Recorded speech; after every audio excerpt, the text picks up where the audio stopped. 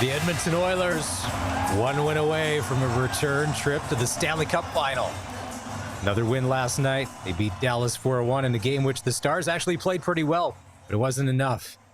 The Oilers are clicking on all cylinders. Tomorrow night, the American Airlines Arena, the Oilers will have the chance to wrap the series, but, and it's a big but, they're going to have to try and do it without Zach Hyman. He left the game last night in the first period after a hit by Mason Marchment. He dropped his right arm, skated directly off the ice, and it didn't look good. That's a shoulder all day long. And if you have not heard, Zach Hyman had surgery earlier today. Kris Mazurak said he's out. Some people are thinking just for this round. No, when you have shoulder surgery, you're done. There's no way you're getting this back together in 10 days. And if they do make it to the Stanley Cup final. So Hyman is out. So it looks like the Oilers' depth will be tested again. It's one thing to be playing the Stars, but if it does end up being the Florida Panthers, that's a whole other situation. Hey, welcome to the Wednesday edition of the old SportsCage here. It's Maz in for Barney, along with the double C's, Curtis and Colson, running things at Century Studios. Dave Thomas, voice of the Riders, is here. We'll chat with him in just a sec. As always, the show's better when you're part of it. Prairie Land Rentals text line, 306-936-6262. Anything you want to say? Are you an Oiler fan now? Are you a little nervous? Zach Hyman and Corey Perry have been your two best players. I know you have a McDavid and you have a Draisaitl. They have been your two best players all around from what they're bringing on the ice, physically, points-wise, what they're doing, just their presence is large. Not that McDavid and Draisaitl haven't done anything, but it's Hyman and Perry, two of the standouts.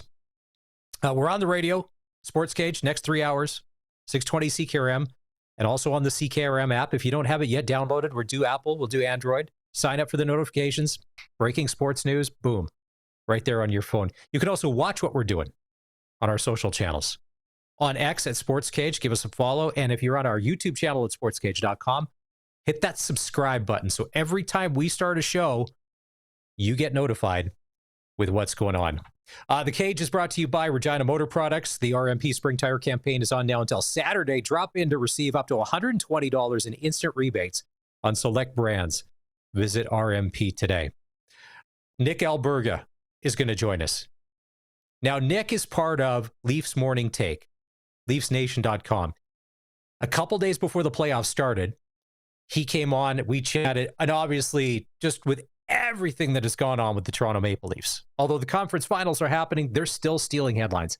We're going to check in. How's he doing mentally? What's going to happen? The Mitch Marner stuff. And he predicted that the Oilers were going to win the Cup.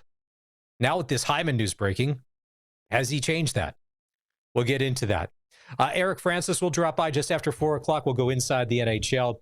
And my buddy Kelly's going to drop by after 5. We're going to talk some football. We did invite Charleston Hughes on the show. Haven't heard back. If he shows up, great. If not, Kelly will come on. We can talk about buying commercial insurance or the Riders, one of the two. Twitter poll today. I think I know which way this is going to go.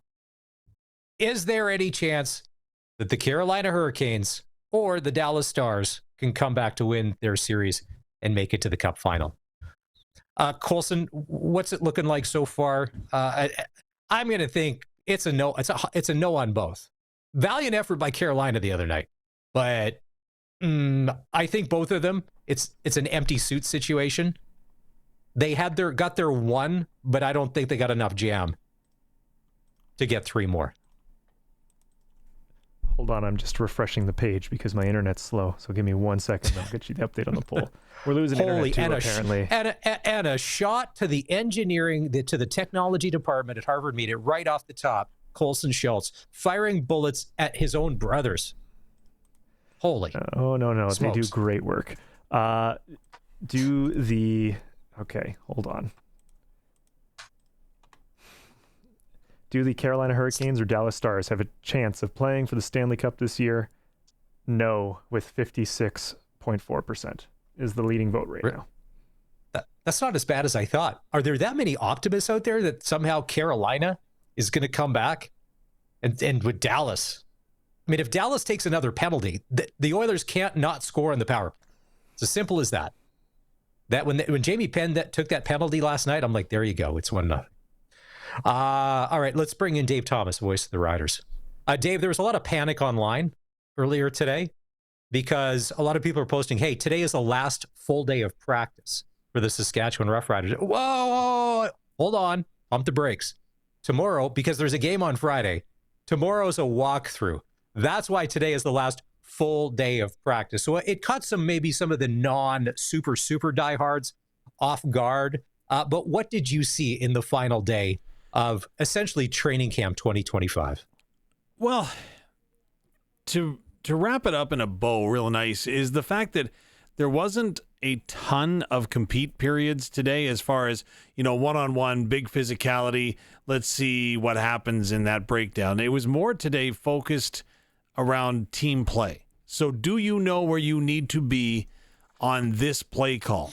And that was gone over and over and over. There wasn't even as much of an emphasis on special teams or even kicking and punting like we had seen the day previous. It was a little windy. It wasn't terrible, but the onus, I think, was on the players to perform and show off their knowledge of the playbook, if you will. So that was the primary focus through the day today.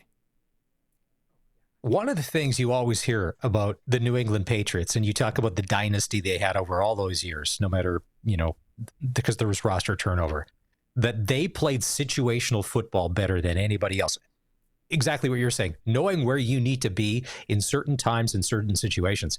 And there is that. I know in getting a chance to see some of this live, and you see it all the time, like when they call field goal, and then everybody runs in, boom, on the offense and on the defense or whatever and sets up, or it's an extra point or it's a punt. And you have to have your head on a swivel because all of a sudden you may be somewhere on the sideline. Like you may not even be involved in that prior play, but you got to be ready to go.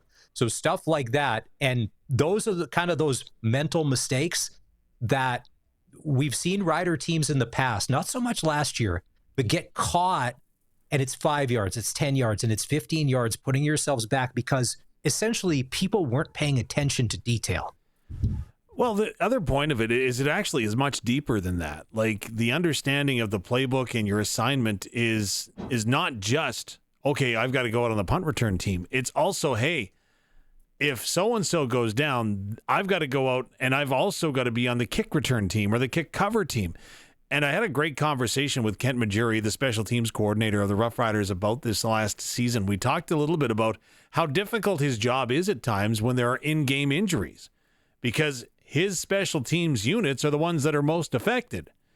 So emphasizing where you need to be, when you need to be, and how you need to be there if this happens or this contingency falls, that was one of the focuses today. And again, you got to prepare for it, and that was one of the things the team did today. You had a chance to chat with Coach Mace. This one is talking about the importance of Friday's game in the evaluation of players because nothing's set in stone. Cuts aren't made until Saturday. So there's still jobs up for grabs. Very important. That's what it is. Jobs are on the line, and that'll be the final check mark for us to kind of validate or solidify our thoughts or prove us wrong going into it. So we want to make sure that we do enough to give those guys ample amount of opportunity to prove that they deserve to be here. I'd say extremely important. In the offseason, when you saw J.O. assembling this roster and then the releases would come out, more talent, teams getting deeper and deeper. And I had said months ago, when it is final cut down day, Dave, are we going to be surprised at all if we see some familiar names on there not making this club this year because someone came in that is talented that beat them out for a job? You know what? At this point, really nothing would surprise me because Coach Mace all along has said that every position is under evaluation, and we want the best possible players playing. Mark Mueller, offensive coordinator for the Roughriders, told us yesterday, in fact, that, you know what, we believe in everybody that we brought in here. If they weren't here, or if they are here, we believe that they can step in and play in the Canadian Football League. And there's a lot of players that have taken steps forward that are going to make some very difficult decisions going forward. Now, I don't buy into the fact. I know that football is a business, right? We all know that. And at some point, salary considerations against the salary cap have to come into play. But also saying that, I also believe that the family culture that you have is a loyalty one. Even though you shouldn't have that in football, there is some loyalty there. So if the coaching staff believes that you can perform at the level you have previously, I think you're going to be okay. So will there be names on that list that have some experience? Definitely there will be, because they brought in players with experience. Which players are going to be, we're going to wait and find out on Saturday, when the CFL cutdown day arrives. But Friday is going to go a long way to determining that. All right, I'm very curious. I have a question for you. But we'll get to that. We're going to take our first break here in the hour. And then when we come back, we're going to hear from Coach Mace about what he wants to see from his number ones on Friday night against the Bombers. This is the Sports Cage. We are streaming live on X and on our YouTube channel, which you can get to at sportscage.com. And we're on the home of the Saskatchewan Roughriders, 620 CKRM. Saskatchewan Roughrider Training Camp reports are brought to you by Red Zone Sports Bar behind the Travel Lodge in Saskatoon. Dave Thomas, voice of the Riders, is with us. The question I want to ask you, and you don't have to give the answer until Monday. You don't have to answer at all. Oh, perfect. But I know that you would have a list. Maybe there's 1 player, 3, maybe there's 5 players on there. Just a hunch from everything you've seen that are either making this club or not making this club. And when the cuts come on Saturday, it's either going to confirm exactly what you've seen, either yes or no on this club. And that's what I'm most curious about. Obviously, you're not going to say anything now. There's a lot has yet to be decided. But guys will always play themselves onto rosters and play themselves off to rosters. Am I getting close to the target? Do you have that little list kind of assembled? Yeah, I have it in my mind. I can go out on a limb and give you a couple of names if you want. That are going to make it or not going to make it? Oh, they're going to make it. I'm not going to tell you who's not going to make it. I know that Trevor Harris will be there, AJ Ouellette, Jamarcus Hardrick, and Logan Furland. I know they're all in. Kean Schaefer-Baker, sign them up. Micah Johnson, Roland Milligan Jr., they'll both be there. Jackson Ford is good. Can I call a timeout on the punt team here? Hey, you gave me the option. Those are not the guys.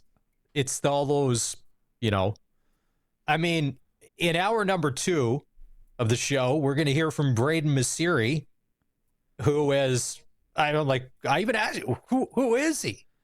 All he's done is make plays all camp. And we'll dive into that. But like I said, when you have a roster of, so how many guys would still be in camp? Are we still 70? I believe it's 84. High 70s. Okay, still 84. You've got the counters, the non-counters. There are some people that can go under the radar a little bit. I mean. Oh, for sure there are. And Braden Masuri, he was here in Regina for the CFL Combine. He blatantly says, I didn't perform like I thought I was going to, and I didn't hear my name called on draft day. So the Riders, they looked at him, they thought, okay, he might be a fit, and he's come in and all he's done is catch passes. And even at one point he said, you need some extra kicking help here, right? You're going to do some extra kicking. Let me go field some of those. So what did Darian Durant tell us?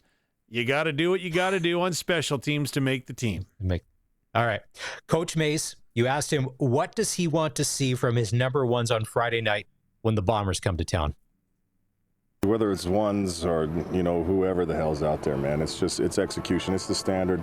And again, we talked about that from rookie camp, even before the guys understood the culture and the vets coming. There's expectations of when we call a play of what we're looking to get done to execute. So execution regardless. Dave, out of all of the stuff that I've heard Mace say all along, is that sort of like the most consistent and underlying message is it doesn't matter when you're on the field, you execute or it's not happening. You are not part of this club. Yeah, and execute to the standard, right?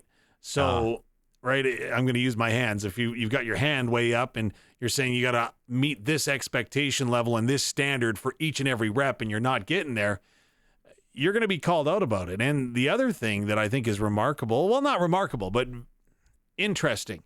Recall last year, right? there was consequences if you jumped offside, right? The whole team would run wind sprints and do whatever.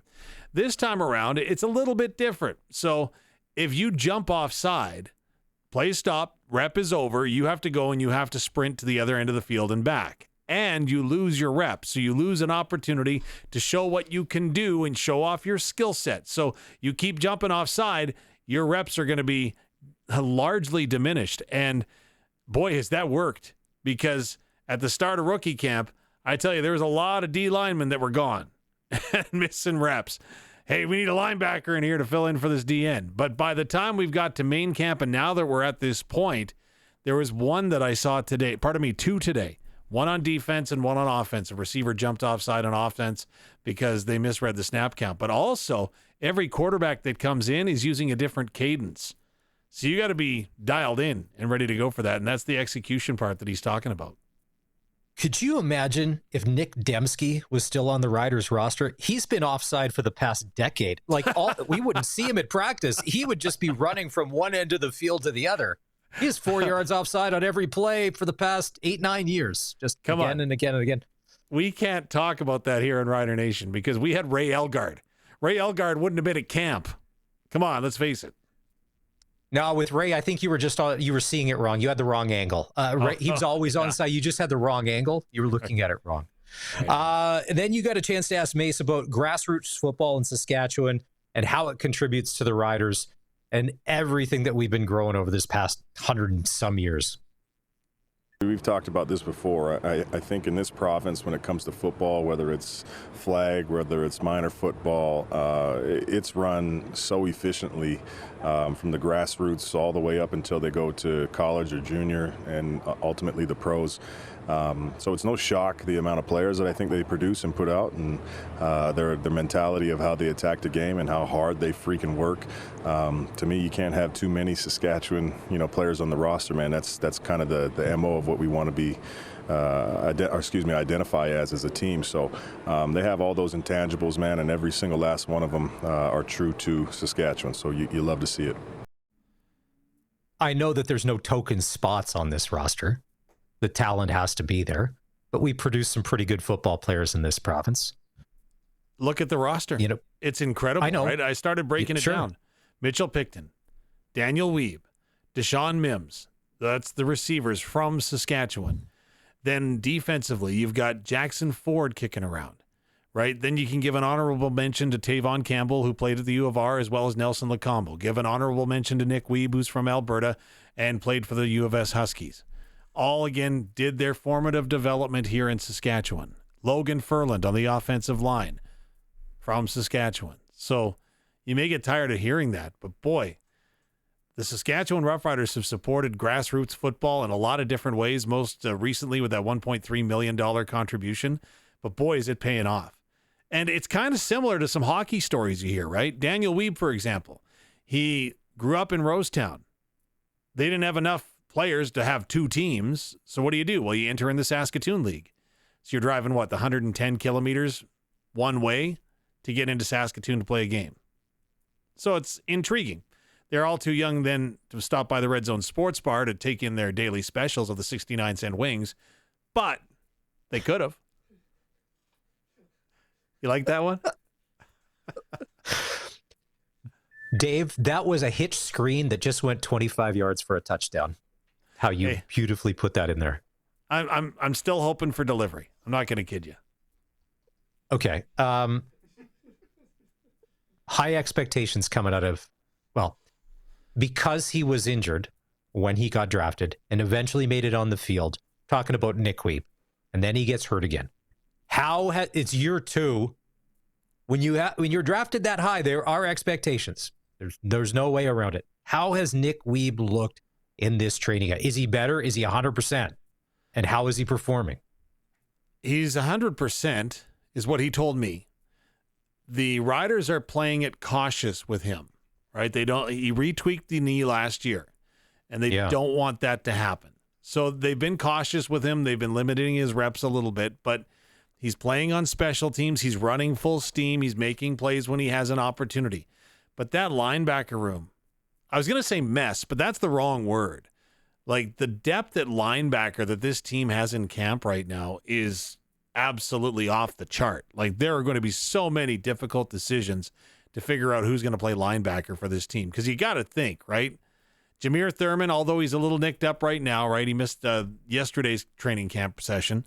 So Jameer Thurman, you got to know he's a lock. CJ Revis, who's become one of the most vocal leaders on defense for the Saskatchewan Roughriders, and maybe, in my humble opinion, one of the most underestimated defenders in the Canadian Football League.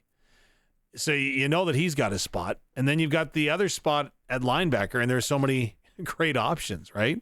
Like CJ Avery. You've got AJ Allen that have both played that position. And then you've got other guys like Braxton Hills, who's come in and done everything that you could imagine that he would do, right? Like, then you've got guys that are returning as well. So that linebacking group, boy, is it deep, but boy, is it going to be hard to choose. I didn't even mention Antoine Brooks Jr. Well, one guy in his time was limited, but when he did play, he seemed to play well, had a great camp. Malik Straker, nothing but potential and upside for a guy like that. And he's Canadian. Like, you can't, when you're flipping ratio, and said, you've got to have those linebackers, you've got to have that depth, and if you can have some Canadian ones.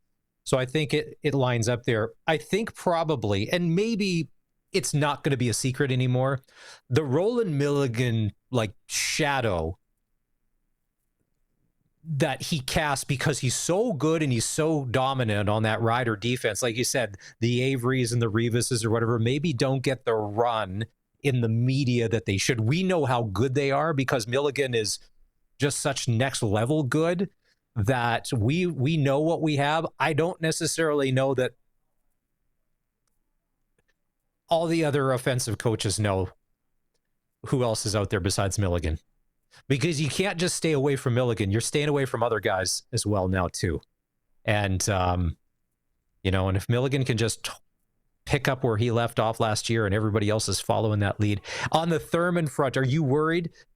Do you think he would play Friday, or is he going to be one of the vets that maybe isn't going to be dressing against the Bombers?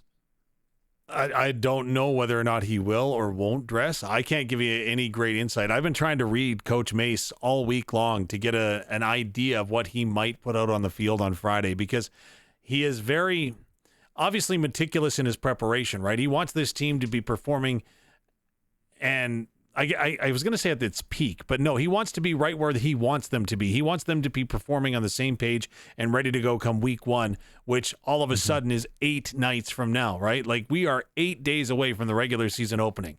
So I don't know how much he needs to see to be convinced that everybody's ready to go. But Jameer Thurman has been excellent. I would expect nothing less. So, to me, especially if he's a little dinged, I get it. We don't need to. I mean, it's Jameer Thurman. If you're gonna give other guys, how's Joe Coach been? The punter that was brought back. Have we seen anything from practice? Where is he? Do you think he's gonna get some reps on Friday night? I mean, absolutely. Bailey Flint and Joe Coach, I can almost guarantee you they'll both be kicking the football. Yeah, I mean, you can't not have a great kicker you can't not have a great punter in the CFL these days. Mm-hmm. Such a critical piece of flipping the field. And remember, for the longest time, when sometimes the Riders necessarily didn't, or they had guys that maybe didn't know how to play the conditions properly, and just what a hole that can put you in. Game in, gate out. And that when you're switching to quarters, it could be like, oh no, we're done for. But it seems they've addressed that. So Flint had a rough game. There's no doubt about it.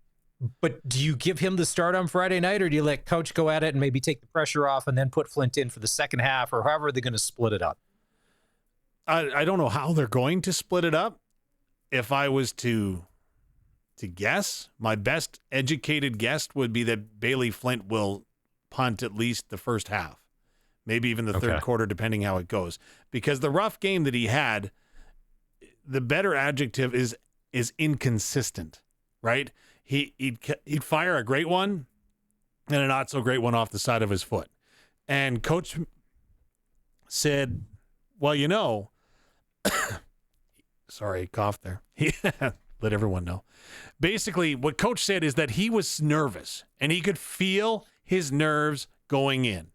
And so he's quite concerned about the nerves because he hadn't played in a couple of years, right? The last time he kicked was in 23 with Hamilton.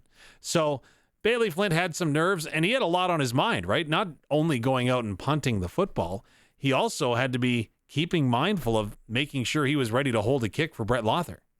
So Bailey Flint had a lot on his mind. I can see him coming out and being given every opportunity to succeed, and then find out what you have with Joe Couch afterwards. Who are the top 2 DNs from last Saturday in Winnipeg? If Malik Carney is a lock on one side and Luke said you got to find the other side, who were your top 2 last week? Haba Baldonado was getting a lot of play there this week. Okay. And again, that's an interesting move and great on Haba because it just shows the progression that he's had over the last couple of years in Saskatchewan, right after coming from Pitt. He is one that's definitely stood out and is making a case for it. Eric Black is a name to consider, as is Aaron Patrick.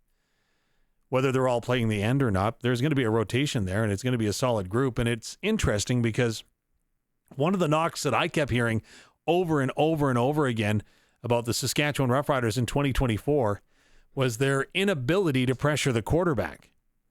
Well, if you look at the Pro Football Focus stats, the Saskatchewan Roughriders actually led the Canadian Football League in quarterback pressures, 303 over the 18-game regular season schedule, with Malik Carney getting the most out of anybody in the CFL. With his win percentage, so of course, right, if you win your battle on the offensive line or at the line of scrimmage, you get a plus, right? And he was at 17.6%, which is pretty darn good. So I'm curious because, like I said, the knock, the perceived knock, as I use air quotes, is that the Riders couldn't get pressure with just a 4-man front. The numbers from PFF would dispute that. All right. Dave Thomas, voice of the Riders, will wrap the preseason. It's going to be a nice night for football. Sunny and 24 at kickoff. The Bombers are coming to town. That means the 620 CKOM Core Operators Rider Broadcast Network pregame show will start Friday at 4. So it's an abbreviated SportsCage, only an hour of Barney. And then we turn it over to football, and kickoff goes just after 7. Right here, we're going to take a break, come back. Nick Alberta, the Golden Muzzy, is standing by. It's the voice, the home of the Saskatchewan Roughriders, 620 CKRM. The SportsCage is for Regina Motor Products. The RMP Spring Tire Campaign is on now until Saturday. You can drop in to receive up to $120 in instant rebates on select brands. Visit RMP today. It's Maz in for Barney hosting the SportsCage, and let's go out on the Western Pizza guest hotline and bring in Nick Alburga from Leafs Morning Take. He's the Golden Muzzy. We had Nick on before the playoffs started, and LeafsNation.com is what he does, but he picked the Edmonton Oilers to win the Stanley Cup, and then with everything that happened with Toronto and then all of the meltdown. So first of all, Nick, thank you for coming back on.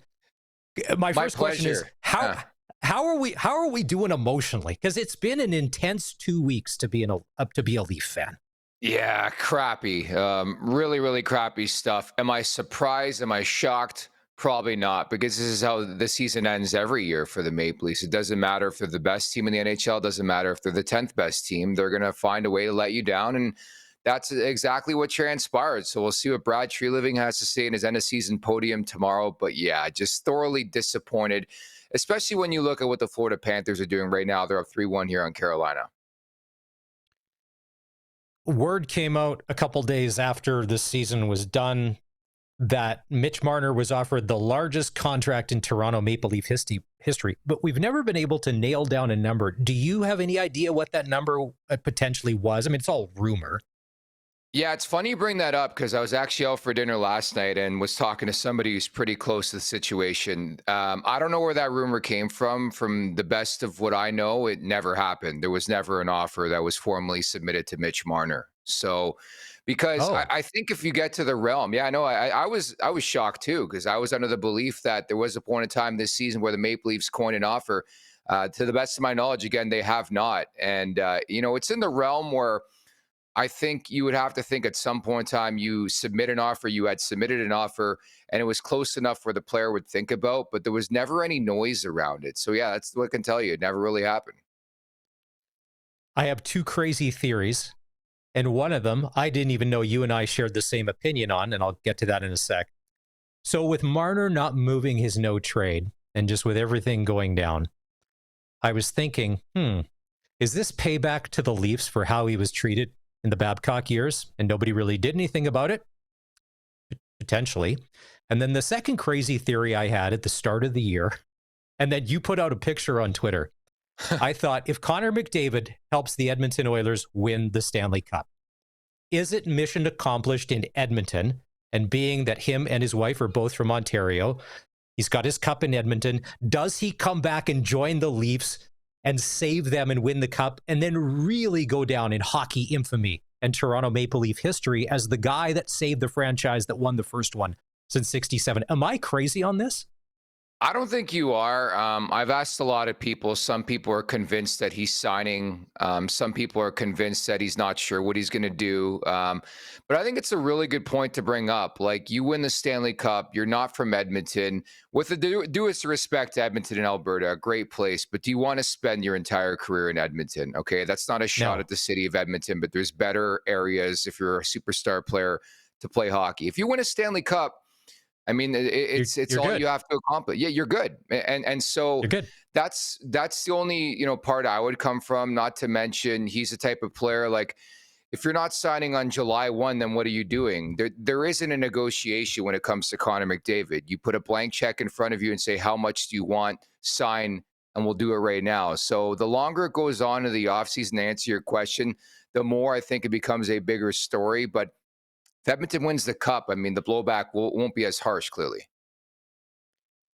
And people say, well, Leon's there and he just signed. But also, too, and I'm going to take a shot. Keep in mind, I have relatives there and I'm allowed to do this. And I spent a lot of time there.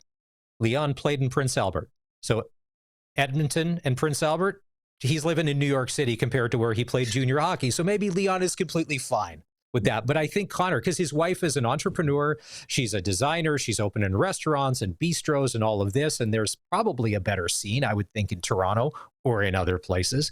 Okay, so I'm not crazy. Oiler fans, maybe that's not what you hear, but we're saying he has to win the cup in Edmonton before he can check out with a clear conscience, because I don't think that he would do that. So we'll get to that series in a sec. Tonight, it's going to be Game 5, Carolina, Florida. Were you surprised that Carolina was able to push back the other game and actually win one against the Panthers? No, I think the major reason, there was no Sam Reinhart, there was no Mikkola. AJ Greer has made a significant impact in the bottom six, and the Canes are a good team. I think not enough credit is being given, and the same conversation could be had about the Maple Leaf series to the Florida Panthers. There's a reason why they won the Stanley Cup last year. You can make the wager. You can state that their decor is better this year than it was last year. So I think from that perspective, I'm not shocked Florida's got a commanding lead, and I like the fact that Carolina bounced back. The season was on the line. They played their best game, and it almost still wasn't good enough. That's what scares the hell out of me going into Game 5 tonight. Would you agree that the Leafs series changed for Florida when Paul Maurice rebuilt his fourth line and put AJ Greer and Rajovic in the lineup together? Because we saw the other game, he didn't play. Those depth fourth liners are coming through for Florida again. You got to roll all four lines. I mean, there's so many examples of that in the Stanley Cup playoffs. Even look at the Edmonton Oilers. I think they're eating Dallas's depth alive. And then you look at the bottom six, just way better than every team, I think, remaining. But I was there the game that they inserted AJ Greer, and he actually took a bad penalty in the second period in that game, and it led, I believe, to a Maple Leaf power play goal. But the big story was that he scored in the third period in that game, and they started getting secondary scoring and tertiary scoring. And when you're helping the big boys, I think that goes a long way this time of year, especially now with Reinhart banged up. But you're helping Barkov, you're helping Verhaeghe, Marchand's on your third line. Like, that third line's been incredible for the Panthers with Luosterainen, Lundell, and Marchand. It just opens up way more depth. I think from a matchup standpoint, too, it's very, very scary. You mentioned Marchand, and maybe I never paid close attention, but he seems to be putting on a masterclass of how to be a third line guy. Like, you can't get the puck away from him. He's stealing pucks off other sticks. He's just doing everything right. And if he's eating blizzards in between periods, I think I love this guy even more. Who doesn't love a good blizzard? Maybe Yeah, not you're playing so sports, right. but yeah, I know. Oh man, I that's the first thing I'm like. Finally, I agree with something Brad Marchand says, considering what he said following the Leaf series. Big fan growing up and all that stuff. But yeah, like DQ Blizzards are the best, and certainly I think Marchand deserves a lot of credit for accepting the role. Like, let's not forget this guy has been a bona fide star for a good chunk of the last decade. Has been the captain of the Boston Bruins. Has won. Yeah. Has been successful. And now you go and your world's put upside down around the trade deadline, and pretty much Boston tells you they don't want to pay you, they don't want you there anymore. You go to a fresh new franchise, and I think you credit Bill Zito and for the Panthers. They always seem to identify the right players that fit into the puzzle, so to speak. Seth Jones, that was a huge pickup, but then you add Marchand. He's accepted his role as a third liner. I mean, there's a lot of divas, a lot of example of that in pro sports. Never mind the NHL, NBA, whatever sport. This guy deserves a lot of credit for accepting his role. He does it a lot with the national team all the time with Team Canada. He did it at the Four Nations yet again. Knows his role and plays it to a T. And that's been a huge story for me when you look at Florida, why they've had success is, yeah, the top six has been good, but that third line has been incredible. Just a matchup nightmare for the opposition. Nick Alburga is joining us on the Western Pizza Guest Hotline. He's the Golden Muzzy on social media from Leafs Morning Take. All right. Two things about playoff hockey. Hit anything that moves whenever you can because you never know what it's going to do, and take any shot you can on net because you never know when it's going to get in. And last night, an innocent hit, looked innocent by Mason Marchment. Next thing you know, Zach Hyman has surgery today, and he is done for the playoffs. As someone who picked the Oilers to win the Cup, Hyman and Perry, to me, have been their two best players. Nothing against McDavid and Draisaitl. They do what they do. But the two most effective players have been Hyman and Perry. Now you're missing Hyman. Next man up on the depth chart, because you're going to need it. Hyman's been incredible for the Oilers in the playoffs so far this year. Major blow. Major blow. Having said that, like, don't forget, Matthias Ekholm has not played a game. Everybody counted and ruled the Edmonton Oilers out before the postseason even started. Didn't start great. They lose the first two games to the LA Kings, and look what they've done ever since. I think they've won 11 of the past 13 games. I'm under the impression I think they're going to rally around this. It's next man up. It has to be, whether it's Victor Arvidsson or Jeff Skinner or Trent Frederick, who they brought in from the Boston Bruins, Adam Henrique, somebody, a veteran, I don't care who it is, needs to elevate. Like, those are big shoes to fill. And I think, to your point, it's the supplementary pieces. Like, you know what you're going to get from McDavid. You know what you're going to get from Draisaitl. Nugent Hopkins has been good. You look at the leaderboard in terms of stats for the top five, all Edmonton Oilers. It shows you why they're in this position up 3-1 here against the Dallas Stars. But I think they have to take that approach they took with Ekholm, us against the world, and now apply it moving forward. You have 5 more games to win. Unfortunately, it's going to be without Zach Hyman, one of their better players. But I think if there is a team of the 4 remaining, that could withstand a shot like that, it's probably the Oilers, because going into the playoffs, I thought their depth was going to be a huge sell point as to why I thought they'd win the Stanley Cup. And lo and behold, it's been a big story here. All right, we'll wrap on this. You would pick the Oilers to win the Cup. Let's say they do end up playing the Florida Panthers. I think even the puck money, like, everybody's got those two together. How many games and how does it play out for the Oilers to win this Cup? I will go with 7 games again. I think it's going to be an evenly matched series. I'm already under the opinion it's going to happen. I just think Florida's going to win tonight, or they're going to win in Game 6. Like, I just don't see either team coming back. I don't think Dallas has anything left, getting nothing from the third line. And the big story is Stuart Skinner. Like, you're getting saves, and that'll be like sort of the big topic point for me in a potential rematch in the Stanley Cup final. If Stuart Skinner continues to play this way, where he's locked in and making the saves he needs to make, I think the Oilers win the Stanley Cup. I'm a firm believer in a team of destiny.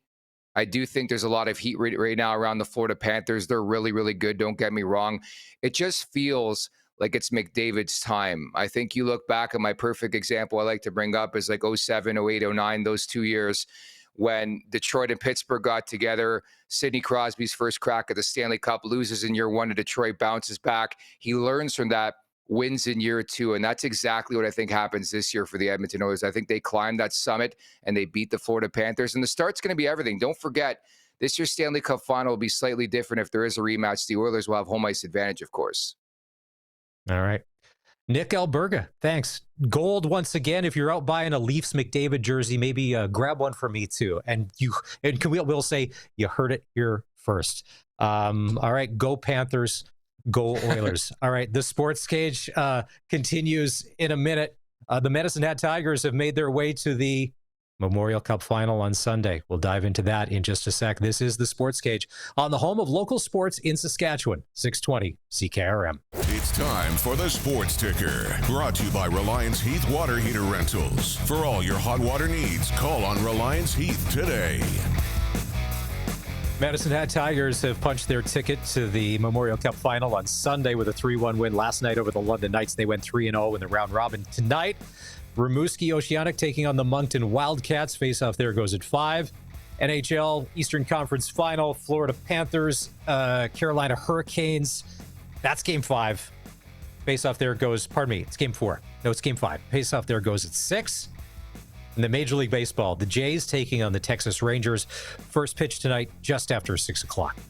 After last night's dominant win by the Edmonton Oilers, our Twitter poll question today, is there any chance that either the Dallas Stars or the Carolina Hurricanes mount epic comebacks in their series and move on and make it to the Stanley Cup final?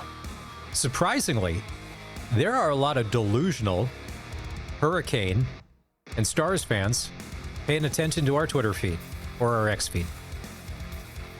56% of people saying so far, I think, yeah, it can happen. Or vice versa.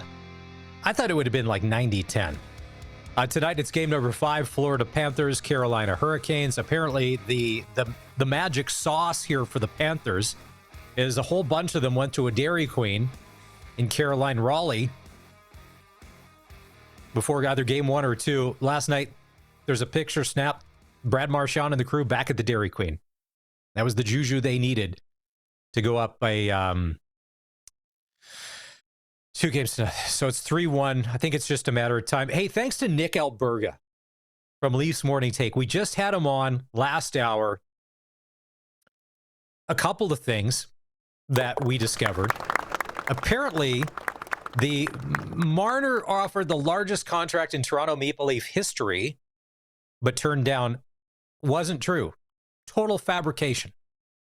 Curtis Colson, the Double C's running things at Century Studios, we got duped by stuff we read on the internet. But I thought this was funny. We both had the crazy theory, and I mentioned this on the show. If McDavid were to win a cup and it's mission complete in Edmonton, there's no guilt. It's going to be a free agent. He could leave. He could go anywhere. Why not go to Toronto, save the franchise, and really become a hero? Colson, it's not crazy. Money's money. If the Leafs offer him $20 million as opposed to Edmonton's 15, what are you going to do? Well, yeah, money's money. You're right there. I'm just still recovering from being duped by news on the internet. I have to rethink a lot of things now. Oh, there's a whole bunch of things we were duped about today. I'm not sure if you paid attention to question period in the House of Commons today, not to get political, but the elbows were down, apparently, during the campaign when people said they were up. And now we're all going to pay the price. Curtis, do you have that picture of McDavid in a Leafs uniform? Look at this. It's already done. They already have him in Leafs gear. Ooh, and he scored a goal on the Habs. Ooh, salt in the wound, Habs fans. Just no respect. None. Connor McDavid, a Toronto Maple Leaf, if he wins the Stanley Cup. I think if they make it to the final, but they don't win, there's unfinished business. I totally get it. But does he want to stay his whole career in Edmonton? I don't know. He's from Toronto. His wife's from there. Everybody's going to throw a bolt. As Nick said, it's going to be a blank check. Whatever he wants.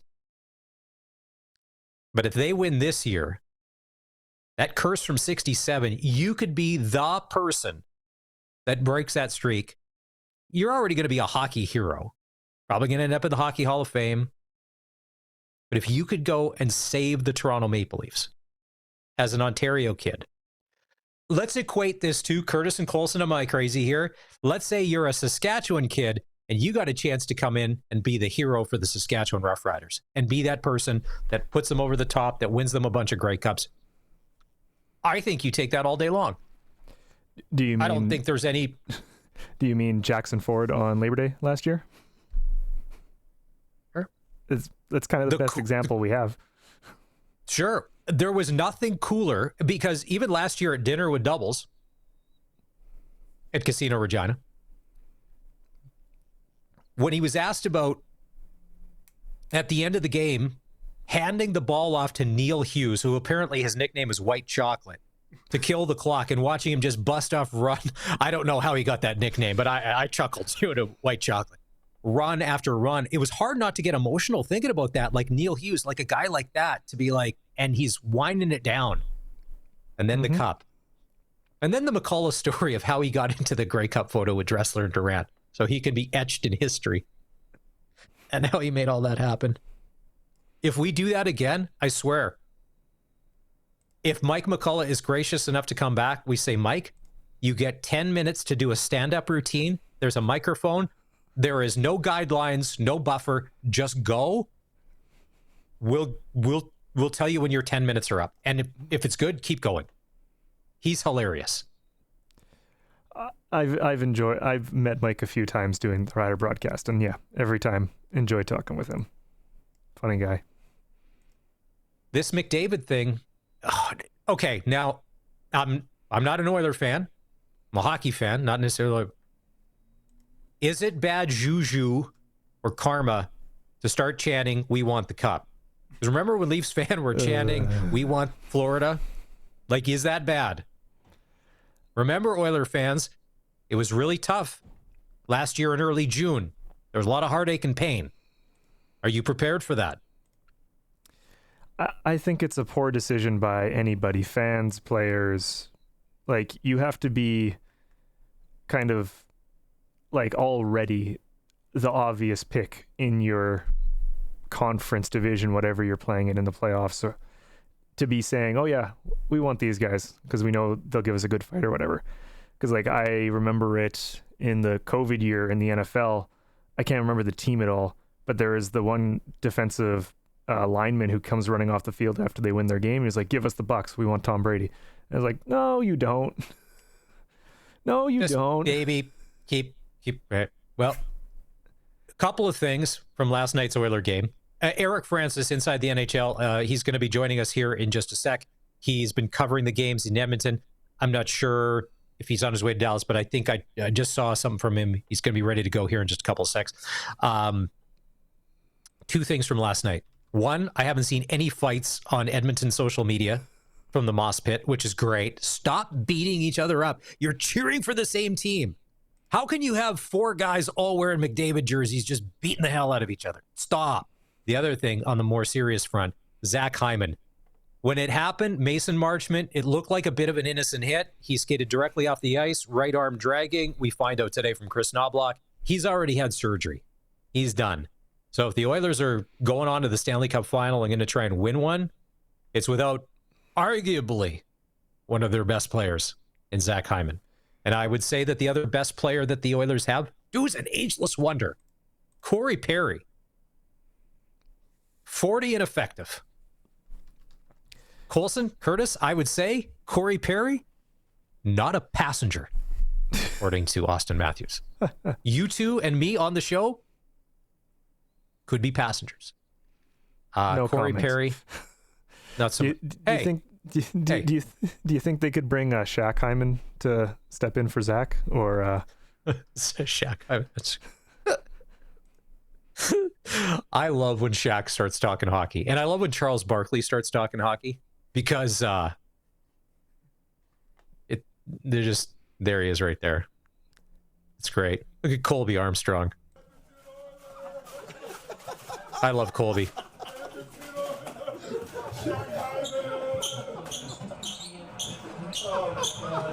That's a big blow.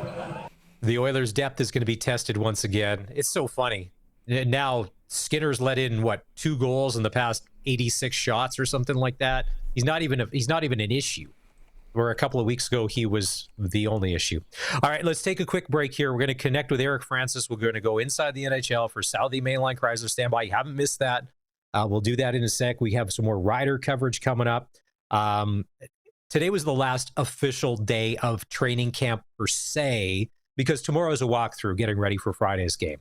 And we've got some observations of what went down in camp. All right, we'll take a break. As always, if you want to be part of the show, Prairieland Rentals text line 306-936-6262.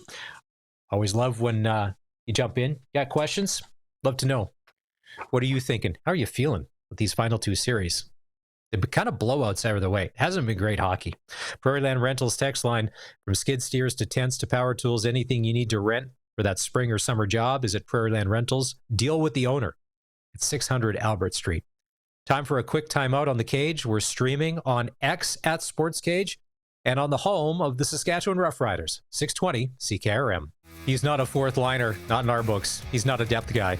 He's frontline center. He's our Corey Perry. He's our Zach Hyman. Oh, wait. Scratch that. Maybe the Perry, but not the Hyman. Eric Francis joining us.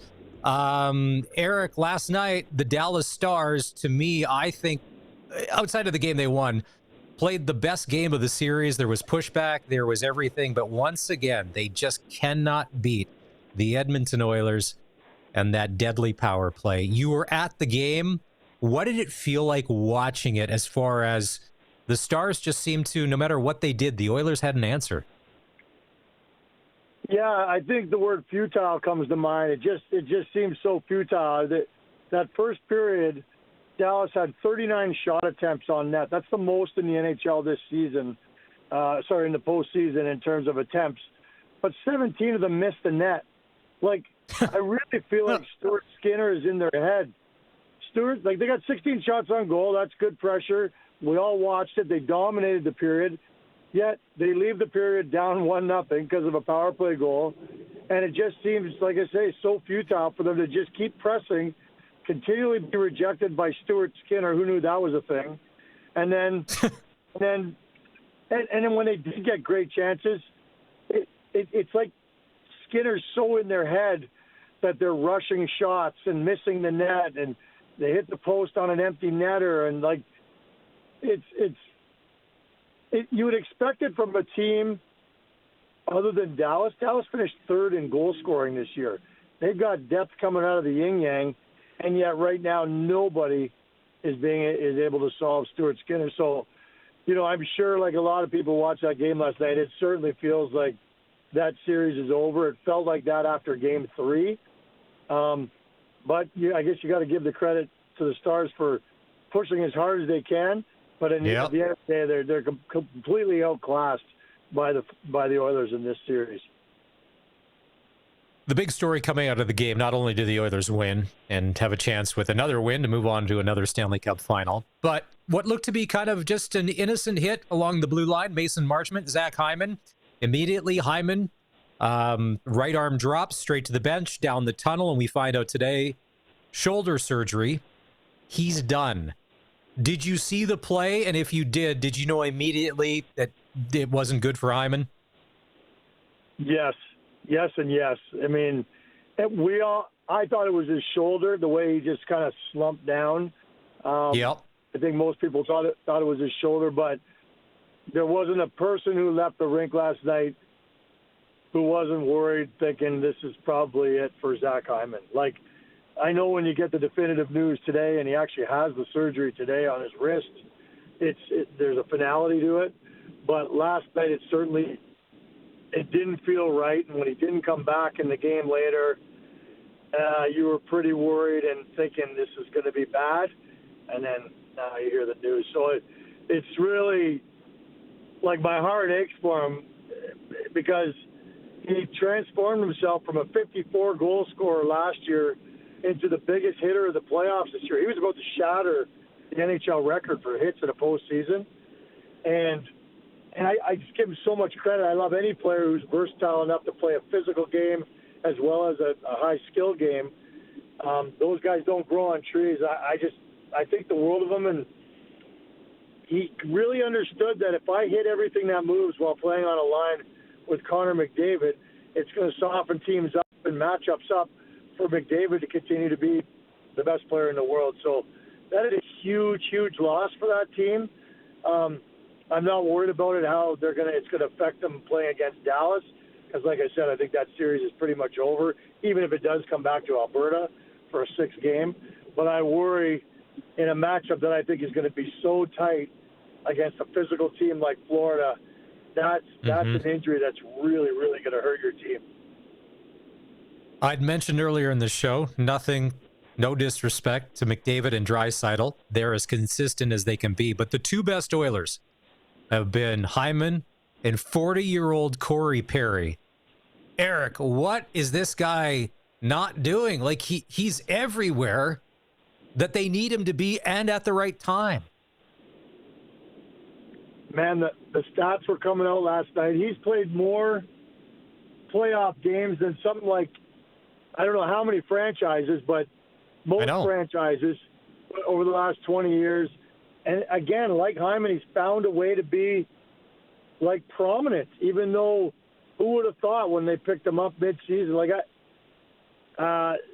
when they picked him up last year, I just didn't see this coming.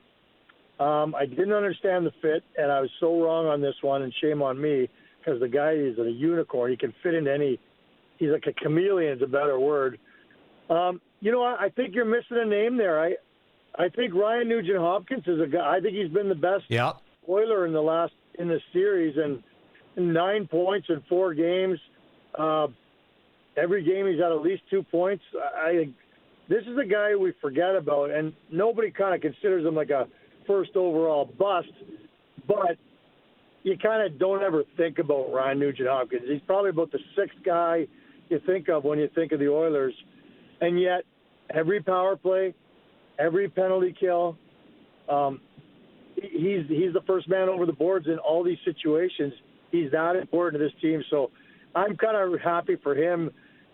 I'm not going to call it a coming out party because he's so deep into his career, but I really think it's amazing how he's been able to be so prominent, so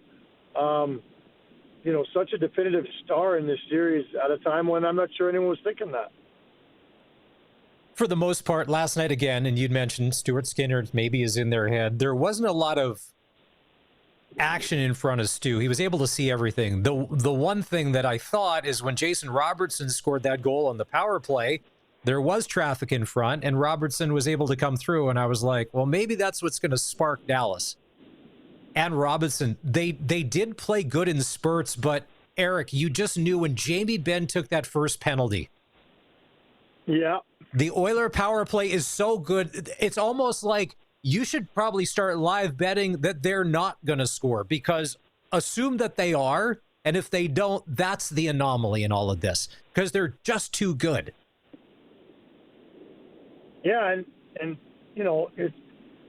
it's their power play that really is what allowed them to survive against the LA Kings when they were down 2-0, and there was that horrific,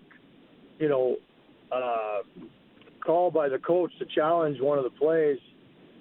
The Oilers' power play goes on the ice, and 8 seconds later, they're back in the series. What's really fascinating to me about the Oilers is everyone knows that, they've had the record for the best power play in NHL history, the highest proficiency in past years. We know that it's all the same personnel, and they're really deadly. But throughout these playoffs, they haven't leaned on it as their one big tool in their arsenal. They've used it at times to beat you, but most of the time in this series anyway, it's the 5-on-5 play that has been the difference for the Oilers. Like, I was citing a stat yesterday, and it's not just about the Oilers, but it's about all the playoffs. Wyatt Johnston went into last night's game -17.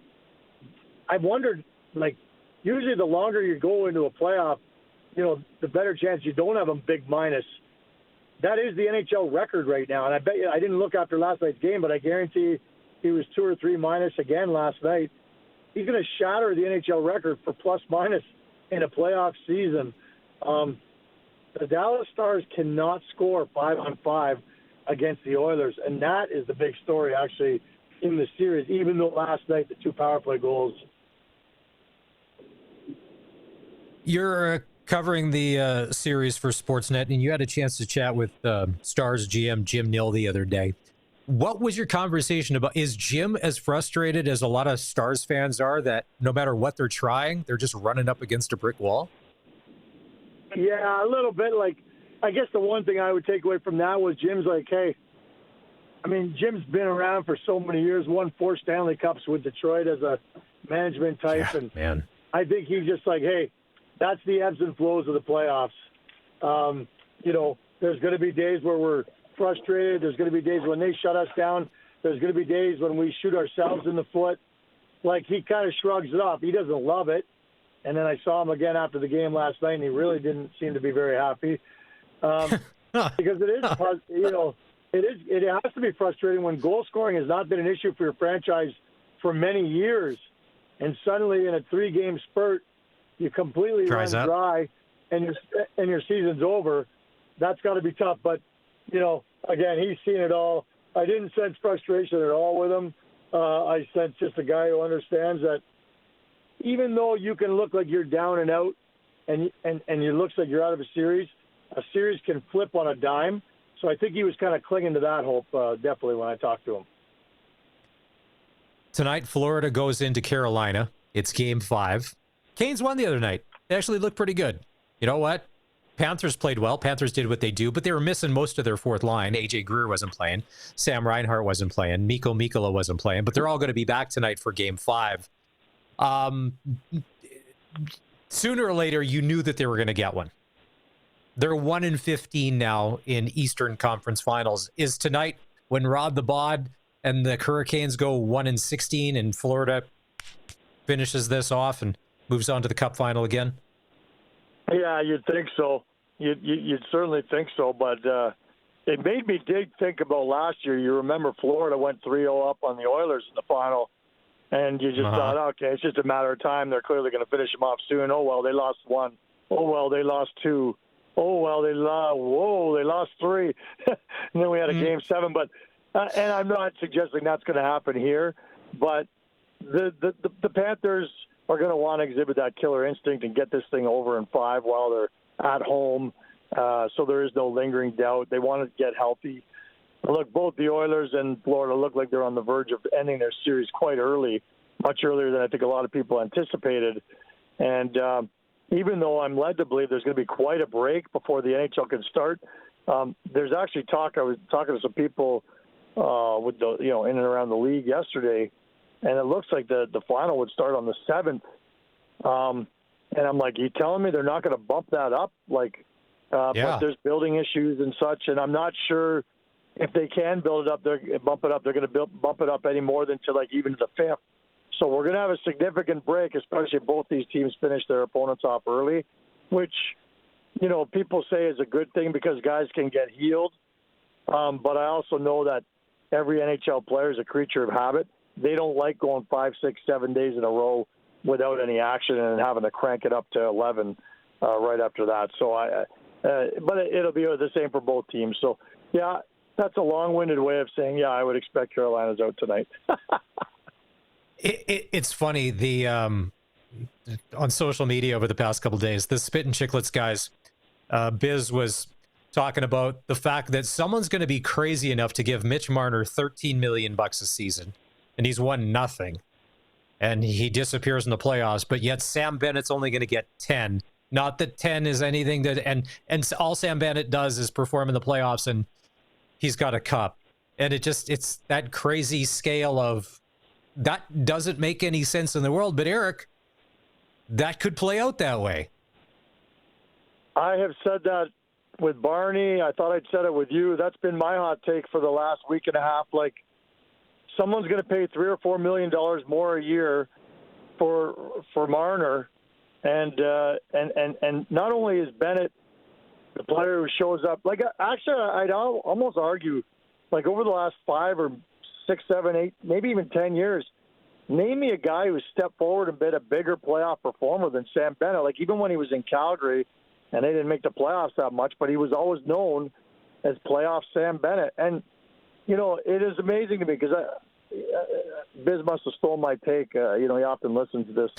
Our chat. He does. Yeah, that's okay. I love Biz, so that's okay. But Bennett plays a more important position up the middle at center. It's harder to find guys up the middle at center. It's hard to find guys who have had success in the playoffs and have a direct correlation between stepping up their game and when the games mean the most. And Mitch Marner is known around the league as one of the biggest no-shows in the last 10, 12 years in the National Hockey League in the playoffs. So, yeah, I'm 100% with you. The only thing is, obviously, we know, Bennett's limit during the season is probably 50, 55 points. Mitch Marner had 100-plus this year. Mitch Marner sells jerseys. Mitch Marner, you can put posters of all over your city. And he's he's that shiny object that someone's going to vastly overpay for. But I'm 100% in agreement, man. Sam Bennett, for a GM is trying to win a cup, Sam Bennett's the guy. Like, if I'm the Leafs, I obviously they're walking away from Marner. I walk away from Tavares too if I can get Bennett. If I can't get Bennett, then I'm getting Tavares back. But I want Bennett more than Tavares for sure. That's my take. Problem is, in Toronto, they can't really squeeze him into their salary cap, and you're going to have to pay him for 7 years. So I'm not sure that fits for the Leafs. But Treliving wants that franchise, and so many others need a heart transplant, and Sam Bennett's the guy who can give it to them.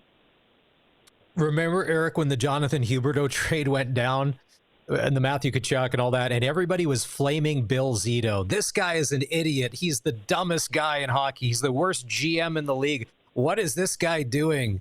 He got fleeced, all of that. And Bill Zito just sitting there doing, not that he cared what we thought, cool as a cucumber, making these additions when they need them. They got their cup. They've got all of that.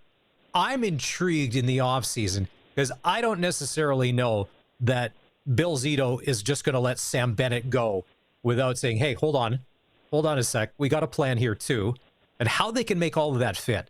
Because if they can keep the band together, because what do they have, Bobrovsky for one more year before he becomes a free agent? So if they can keep the band together and keep this thing going, look how hard, Eric, it's hard to have a dynasty in pro sports these days. And I think the Panthers, if they go to their third straight Stanley Cup final, that's as kind of close as you're going to get.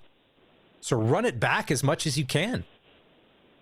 Oh, my God, yeah. And I don't think it's, for lack of effort. I'm sure Zito and Bennett's camp have been talking all year about the possibility. But given how much his hands are tied by his current cap situation, yeah, it's impossible for Zito to put a plan on or put a number on the table that makes Bennett want to give up a little money to stay in Florida. Look, I still am at the point where I'd be quite surprised if Bennett is not a Florida Panther next year. First of all, he's got to love the lifestyle, the fit.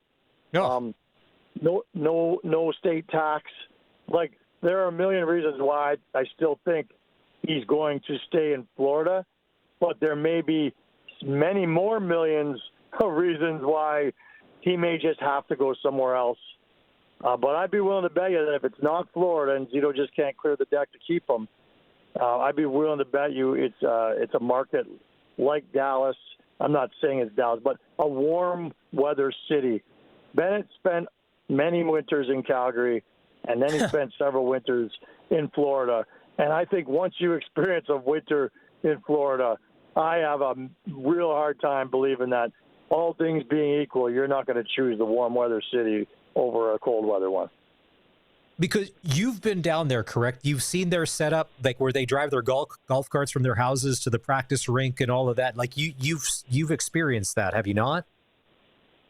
Dude, every time I see Matthew Tkachuk, he reminds me that he still has not worn shoes to practice since he became a Florida Panther. Like, yeah, I've seen Matthew's golf cart. I see how those guys live their life, and I think it's got to be something every NHLer dreams of. Like, there's a reason why the Florida teams are juggernauts of late, and I think will continue to be a juggernaut for a long time. Great management, but also no state tax and a lifestyle that's unmatched around the league, really. kind of some other news that just gets dwarfed by everything that's going on in the conference finals. Marco Sturm has been named the new head coach of the Boston Bruins. And I thought I lost track. I'm like, I thought they already had named a coach, but if not, is he a placeholder for a couple of years? Is this a long-term solution? Because I don't necessarily know that Boston has the roster, although they do have some draft capital coming up. Are they a contender in the next few years? No, they're not a contender for the next few years. I mean, I'm puzzled by that hiring, but I don't know a whole lot about Marco Sturm and what he's been doing. You know, like I shouldn't really comment because I don't know much. It just surprised me. I hadn't heard his name up until a couple days ago as a candidate. And no, obviously what's happening in Boston this year, the trade of Brad Marchand said everything about where they're going to start heading now for the next little while. And they're probably long overdue for, you know, a makeover, and now they're going to get it. So Sturm will be that guy, and you're probably right. He'll probably get to stick around for a year or two, maybe 3 if he's lucky. And if there's significant growth, he might hang on. But if there's any sort of step backwards, then, you know, I often think, though, that all that being said, I often think that guys who take those jobs, you know, you've got a long runway for the, you know, large part, because no one's expecting much from your roster anytime soon. And so as long as they can continue to develop young stars, even if it's 1 or 2 every year, I think that coach is safe for a while. Real quick, you were in Edmonton covering the games up there. Are you going to Dallas? Are you going to be there tomorrow night for game... God, I'm so confused. Is that going to be game 5, game 6, game 5? Game 5. I will not be going to Dallas. I just pulled into Calgary, and I'll be watching game 5 from the comfort of my home, very, very happily. And then as, like, you know, so many of my colleagues, you know, we all spent 4 days together in Edmonton. Everybody's having a good time, you know, meeting up with old friends, and then everyone says, okay, well, I guess I'll see you back in Edmonton or not. So you could probably guess how a lot of people feel about Edmonton about Dallas stretching this into 6 games. Most guys are not really cheering for it. Hey, don't let Tourism Edmonton hear this part of the show. They're not going to be impressed. They'll cancel their advertising buy. Calling sales managers they want. I've always been a hell of a spokesman for Alberta, Edmonton tourism. There's no question about it. I'm a big fan. All right, it's Eric Francis inside the NHL, brought to you by Saudi Mainline Chrysler, where employee pricing is back, and this month you pay what the employees pay. Enjoy massive savings or get 0% interest rates OAC on your next purchase. Don't miss out on this incredible opportunity to save big. Employee pricing's in full effect at Saudi Mainline for the first time in 10 years. It's the 100th anniversary of Canada. Chrysler, Jeep, Dodge, Ram, and they're giving back with employee pricing on almost all new inventory. They're also the new king of trucks, Saudi Mainline Chrysler. Worth the drive every time, guaranteed. All right, time to take a break. When we come back, Saskatchewan Roughrider Training Camp, final full practice today before the walkthrough tomorrow, getting ready for the game on Friday. And Dave Thomas, and a guy that has been quietly flying under the radar, but all sorts of people are noticing in the right spots. We'll do that next. This is the home of local sports in Saskatchewan, 620 CKRM. My clutch performer, I'm going to go Ethan Newton's, Matt Ward, and Ryder Ritchie. Goal scorers last night for the Medicine Hat Tigers. I thought they played their best game of the tournament, and they knocked off, to me, the best team in the tournament, the London Knights. They've punched their ticket to the final on Sunday at the Memorial Cup. They don't know who they're going to play, but Willie Desjardins and crew, Sasky guy, weapon, will play for the Memorial Cup. Nice job. They win last night, 3-1. Colson, Curtis, got clutch performers. What do you guys got today? Well, I was going for the goaltending. Harrison Menigan got player of the game, nice, and stopped 35 of 36 on that from that high-powered London team. So, yeah, as much as Medicine Hat's Tigers offense is just relentless, having an outstanding goaltender is not to be slept on.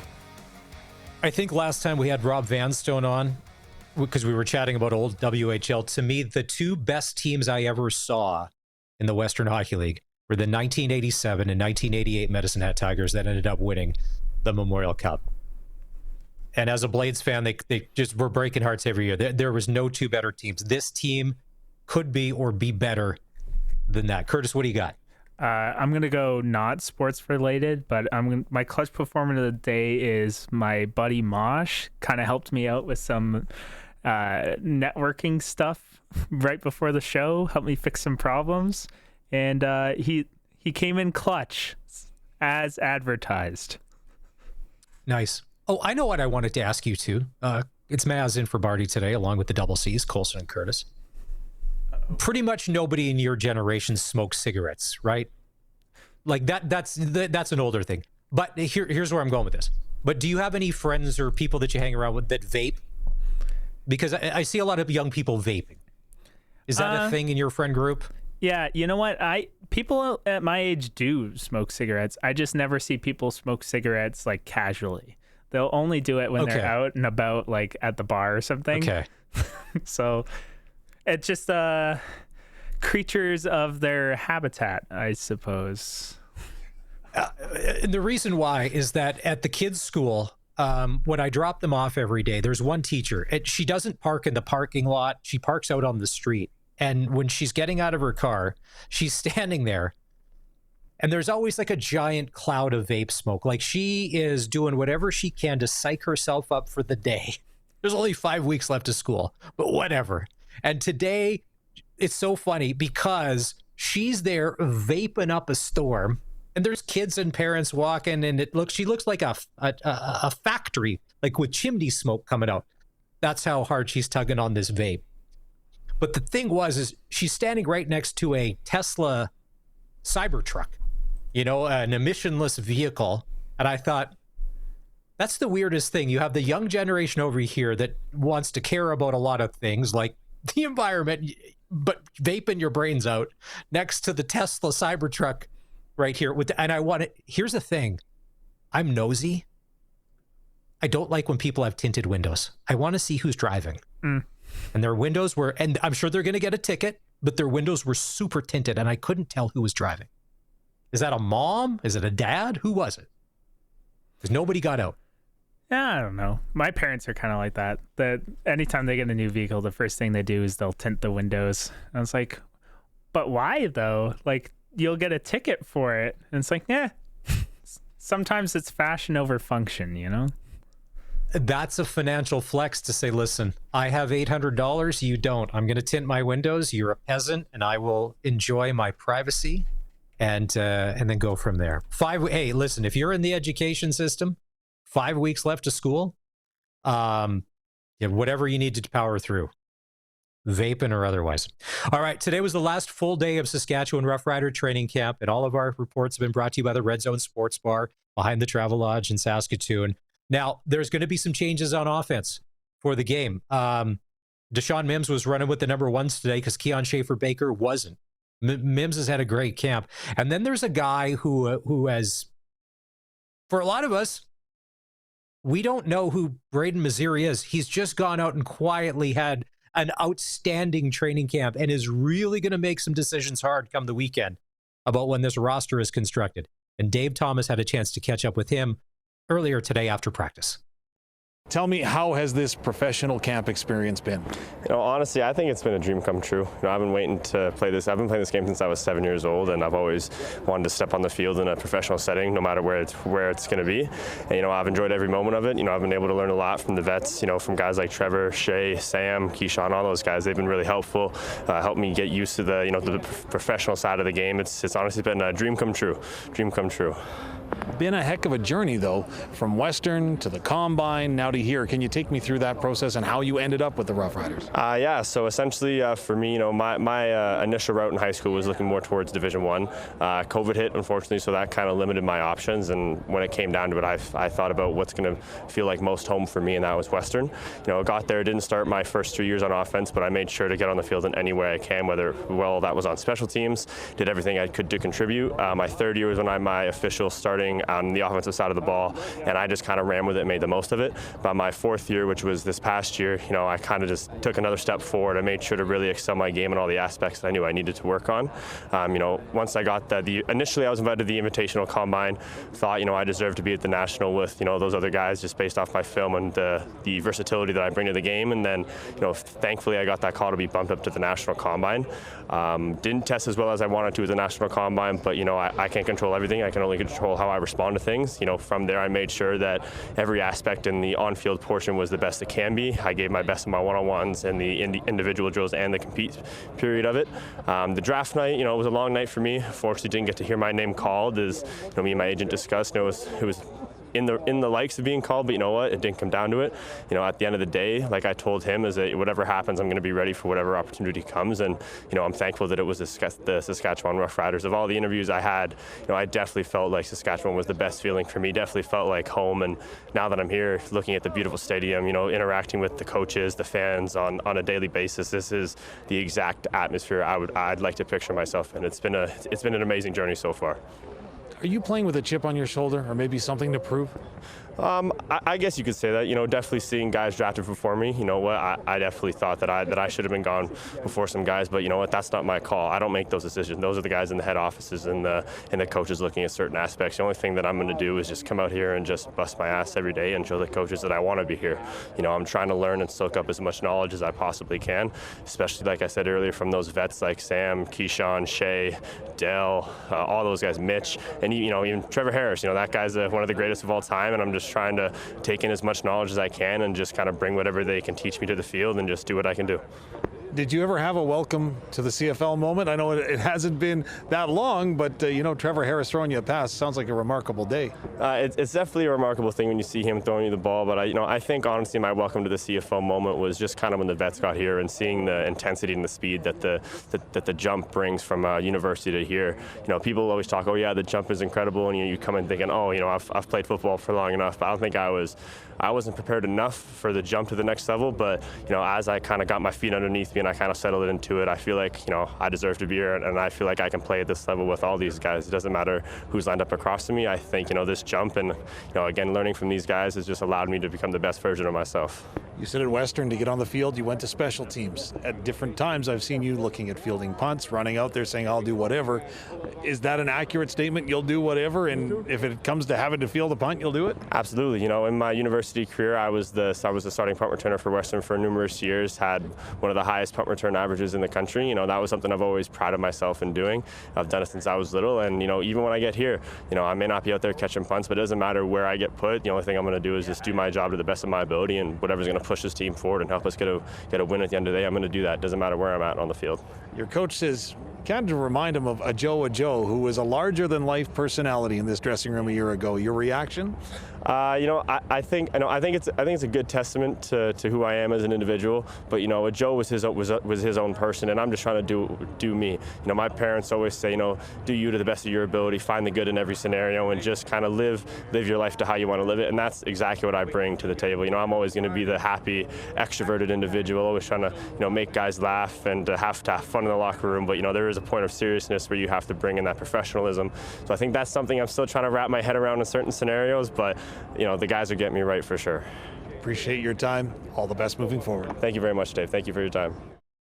That's Braden Masseri, the rookie receiver out of Western. I was just on his Instagram page, and there's a reel of him at a game, I think from last season, where he breaks 3 tackles and scores a touchdown off a bit of a screen pass. One of these guys, I don't think anybody had any expectations for, and all he's done is show up every day since rookie camp and make plays. These are the kind of players that we all, as Rider fans, we love when these guys emerge, because this could be the next one. Is this the next cog in the wheel of the great Canadian Air Force version 2.0? If Fantus and Bag and those guys were 1.0, to go along with Emelis and Schaefer Baker, how is he it? He's in tight, he's in tough to make the roster, but from everything he's done, and Dave said, it's great. Hey, don't forget, Friday night, we'll wrap the preseason. The Bombers are coming to town to take on the Riders. The 620 CKRM Cooperators Rider Broadcast Network pregame show will start at 4 o'clock on Friday. That means you get an abbreviated Sports Cage. And then Dave and Luke will have the call at 7 o'clock right here on the home of the Saskatchewan Roughriders all season long. Proud to be doing it again, as we're into our 4th decade of doing this, which is awesome. It's 620 CKRM.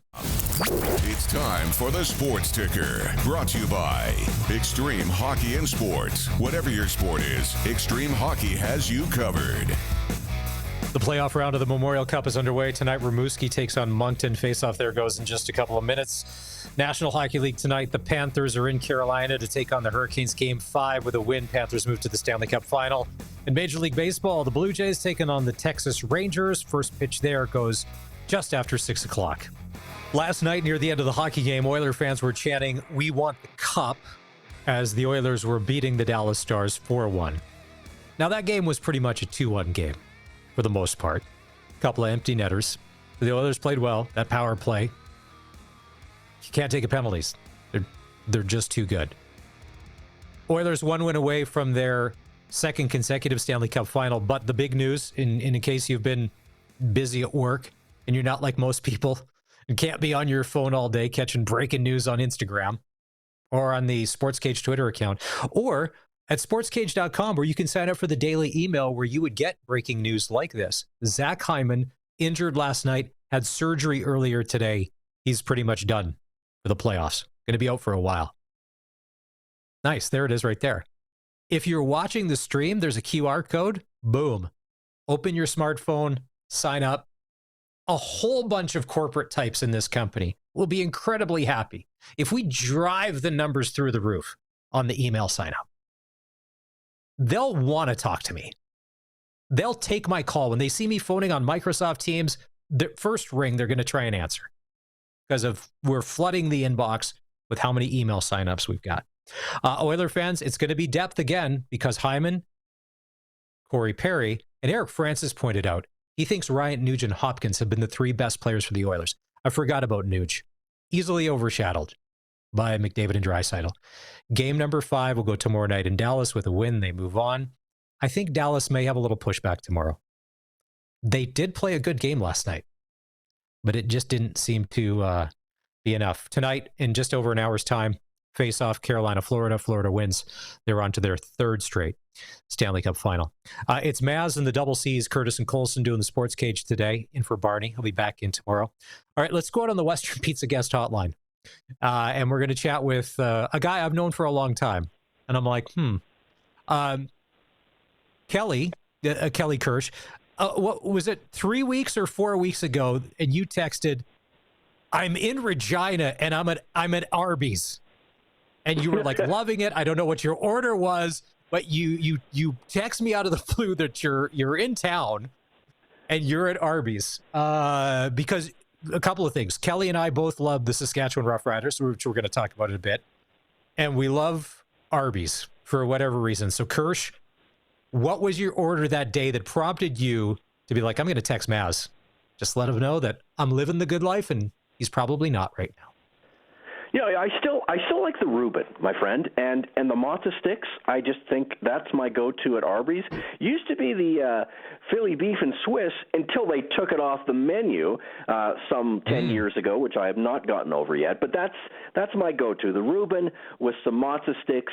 You can't go wrong when you get to Arby's. So there you go. This may be sacrilege, Kirsch, but I've kind of shifted in my thinking. Don't get me wrong, a good beef and cheddar. Love it. The past 2 times I've been there, I've had the turkey bacon club. So What? good. All right. I know. Here. All right. Let's go to this. All right.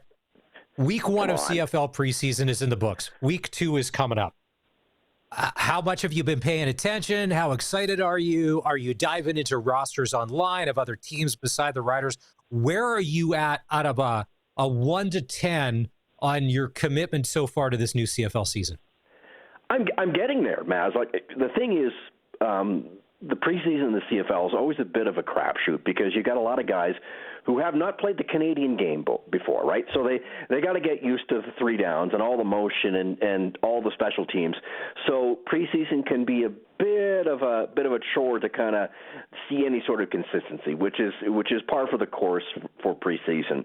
But I'm very intrigued and a little disturbed too, a little bit about the offensive line already having some major injuries for the Riders. I think that is just like, why does that always happen at the beginning of the season? I know. But I think the depth is there. But to answer your question, I'm all in. I'm excited for it. Saw some stuff online, watched the game online, and we're ready to go. I mean, I think two games is quite enough, and let's see what happens when Ottawa comes to town and it's for real. Back to the injury thing. I'd mentioned this a couple of weeks ago. Why can't we have nice things? Like, we signed Sean McEwen, and for a lot of people, he had a down year last year in Calgary, and Dave Dickinson, it was knives out to the roster. And McEwen, gone. I'm like, for us to be able to land him, I thought was great.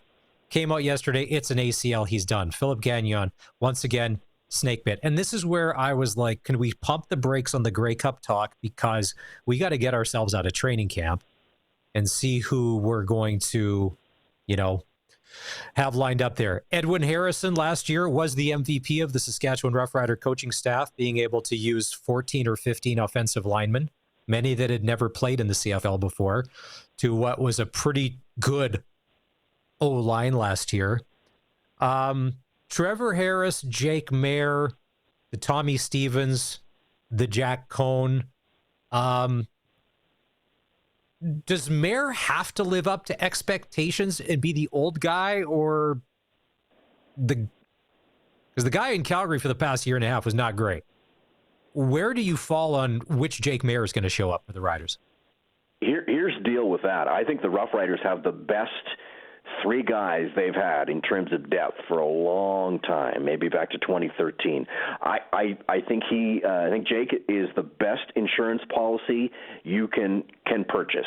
And I think he's a guy that, maybe has to prove himself. He's got a chip. Every interview I've heard and seen from him, he's going, I'm going to reset my career here. I'm going to show, what I can do. I think, there's no doubt he can throw up the numbers. Did he make some mistakes? Did he have a lot of injuries to kind of deal with? Players going down and forth. I think that he is probably the best second-string guy in the league, and I don't think it's close. Yeah, I'd agree. I'm trying to think of second-string quarterbacks, and there's not many to come to line. Kelly Kirch is joining us on the Western Pizza Guest Hotline here on the SportsCage. We're talking all things CFL. Jameer Thurman's back in the middle. I mean, you got Roland Milligan. There's so many studs on defense. But Luke brought this up, and you and I have talked about this before. I would love to see us get back to being a dominant D-line. 2 great or 3 or 4 DNs. The D tackles in the middle, just like dominant. And I like Ali Saad as the draft pick. We're going Canadian there. But just get back to that point of the Rider D-line is nobody wants to play us because you're going to be in one for 60 minutes every game. I think you're right. I think the thing is with the defense, that is going to probably keep the team in it like it has to at times. I think that the defense right now, the games are on paper right now. We don't play the games on paper. We'll see when the lights go out and what happens. This is strong defense right now. I love the secondary. I think they've got a few things. Now, injuries can throw things out of whack. Everybody knows that. That goes for every team. But defensively, I think they are going to afford the Roughriders a little bit of time to get the offense to gel, to figure out what the running game is going to look like, figure out what that offensive line is going to look like too. And I really think that the Riders are the team. I don't know if they're number one in the West, but, man, they've got to be close. We'll see what happens with the BC Lions. Was Nathan Rourke, is he a really good quarterback, or was he really hot for a little time and just was great for a little bit, or is he Casey Printers? That's the interesting. Vernon Adams in Calgary? Okay, we'll see. Can he stay healthy? And if he can't, then what happens? And up in Edmonton, I think they're going to really try and push and be better. They can't be much worse than they were before. And Winnipeg is Winnipeg. They are going to be right with the Riders tooth and nail as we get down to Labor Day and Banjo Bowl and those types of things. Week 2 CFL preseason kicks off Friday. Hamilton at Toronto. We saw a little bit of this in game 1. Kenny Lawler and Bo Levi Mitchell. This scares me. This, if you're a Ticat fan, maybe you break that curse of not winning a Grey Cup since '99. But as someone who we're going to have to play them, that combination scares me. As we know, Bo's not afraid to put it up there, and now he's got a receiver that's not afraid to go and get it. Where exactly did Bo Levi Mitchell find the fountain of youth? And I would like to get it, and I think you would too, Maz, because I thought his career was over. I thought that shoulder was done. I talked to some of the guys in the Stampeders that played with him and said, he's done. He's done. And he made, now they didn't make the playoffs last year, but he put up the numbers. If he can get a little support, get some people not dropping the ball, like that is a story to behold. If this is his last year or second last year, something else, because I did not see this coming where Bo Levi Mitchell was going to have this renaissance, and he's got enough weapons around him and a really good coaching staff and a good kind of front office there that I think the Tiger Cats are going to be right there with the Argonauts and maybe Montreal. And don't forget about Ottawa, because they were improved too. So the East bears the thought, will this be the year that the East is actually a little bit on par or better than the West? I'll believe it when I see it. Though on the Bo Levi Mitchell front, and this renaissance you talk about, to me, and if they play this out, and I don't see any reason why that they can't do this, that Bo could be like in an Anthony Calvillo situation. Good, seen everything, got a good game plan and a good coach around him, and if they surround him with the talent, that Bo's release, he doesn't run a lot. He doesn't take a lot of hits, could play for a long time and be really effective.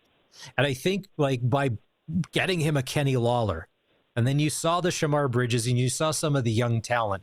And I think that if there's anybody to have something like what Calvillo had in his later years, Bo could be it. Because like you had said, most people wrote him off. His career was over. Shoulder was junk. Couldn't throw the touch pass. Well, that touch pass is back. So Montreal at Ottawa, I just don't know enough. And every year, Kirch, we're told to buy stock in the Red Blacks. Oh, they're better. This is their year. Oh, no, this is their year. Oh, they got Drew Brown. They've got... There's not a lot of things in Ottawa these days that I'm crazy about or investing in. Well, or putting the thing I was up surprised at is they didn't panic and fire coaches and carry on. So they look like, you know, maybe they want to have some stability for a change, and I think that's going to work in their favor. They had some weird games kind of go south on them too. Mm-hmm. I think they're going to be better. I mean, are they in the league of Toronto, Montreal, and Hamilton? I don't think so. But their defense certainly can play, and I think Brown can make some plays too. I think he can. You know, if you can keep him upright and give him some time, he can make some plays for you. But I'm kind of curious to see how that all matches up come June 5th in Regina, right? Like that's going to be interesting to see how that works.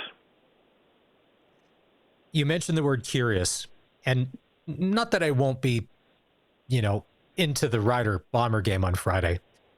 But the Lions and Elks, Nathan Rourke and Trey Ford, both expected to play. And if this is the next wave of future superstar in the CFL, now, are you going to see it in week 2 of the preseason? No, but it'd be a good indication. A lot of people are talking about how good Cody Fajardo has played in Elks camp. And Nathan Rourke, was it a flash in the pan in 2022 or last year was a blip? Or is it like, okay, he's got a full training camp, he's got Buck Pierce, and it's time for the Lions to start rolling. That's probably the most interesting game that I'm looking forward to this weekend, to try and assess, okay, what are we up against in the West? And then I will ask you this. If we have to lose, eventually you do, to me, we need to go 3-0 against the Bombers this year. We do that, destiny is in our hands. You can't lose in the West if you're the Riders. Any loss has got to come from the East because it's just going to be too tight. Are you on that same page as well? Well, Well, no. I mean, I think you need points, Maz. I don't think it. Obviously the West head-to-heads are important, but I think the Roughriders in past seasons have had a real tough time, kind of after the first 5 weeks of the season until kind of the middle part. They've got to be more consistent. You asked about what do I think about Rourke and Trey Ford. I think that's cool. I think it's a great story, and it's one of those things I hope the CFL plays up. I think there's a few things the CFL could do. We'll talk about that maybe next time when it comes to flag football and the opportunity that's presenting them right in front of them. But as far as the Roughriders, you think, okay, you start at home against Ottawa, and first game of the season, all that kind of stuff. And then, the schedule maker really doesn't ever make it good on the Roughriders. They always have to kind of twist them a little bit. So you got an Eastern kind of road trip off the start. So you really, kind of by the 20th, about 8 o'clock at night and 9 o'clock at night, where's this team going to be? Are they going to be 1-2? Are they going to be 2-1? Or Paris is not 3-0, because it is tough to win back-to-back Eastern games, and a bit of a short turnaround. And then you've got BC kind of back in Regina on the 28th. Like, the first 4 weeks are so fascinating to me because they have such different storylines. Last year, Winnipeg started 0-4 and managed to recover and end up playing in the West Final. I don't know if you go 0-4 this year, if you can do that. I definitely know that the Riders cannot go on a 7-game losing streak and still expect to host a playoff game. I just think that the other teams have gotten better. So you look at home opener, Thursday, June 5th, Ottawa's in town. Then we go to Hamilton to the Bo Levi Mitchell show. That's on Saturday, June 14th. Then BC is at Mosaic on June 28th. And then we have a bye.